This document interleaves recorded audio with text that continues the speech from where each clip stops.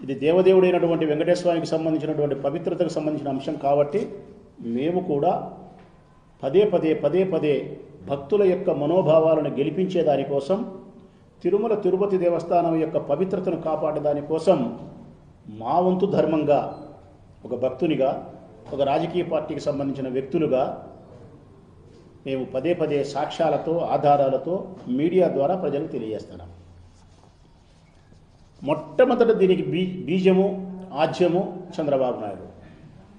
2024 September 18వ తారీఖున 2024 September 18 ఆయన ముఖ్యమంత్రి అయిన మరుక్షణమే గాలి వార్తను ఆధారంగా చేసుకొని కేవలం జగన్మోహన్ రెడ్డి గారిని సర్వనాశనం చేయాలా, వైఎస్ఆర్ కాంగ్రెస్ పార్టీని భూస్థాపితం చేయాలా, ఈ దేశంలో ఉండబడిన హిందువులందరి హృదయాలలో జగన్మోహన్ రెడ్డి పట్ల విపరీతమైనటువంటి అసఖ్య భావాన్ని కలిగించాలా, ఈ ఒక్కదానికోసం దేవదేవుడైన వెంకటేశ్వర స్వామి పట్ల ఆయనకు భక్తి లేదు, బదారికి ఇచ్చినాడు.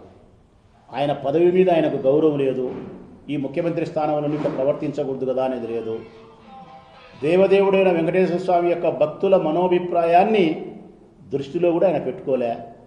మాకు ఇవన్నీ సంబంధం లేదు, గడ్డి పొరగనైనా సరే బ్రహ్మాస్త్రంగా మార్చుకునే దానికోసం, జగన్ను నాశనం చేసేదానికోసం గడ్డి పొరకను సైతం బ్రహ్మాస్త్రంగా మార్చుకునేదానికి ఎన్ని కుట్రలైనా పన్నుతా, ఎన్ని అబద్ధాలైనా చెబుతా, ఎన్ని మోసాలైనా చేస్తా.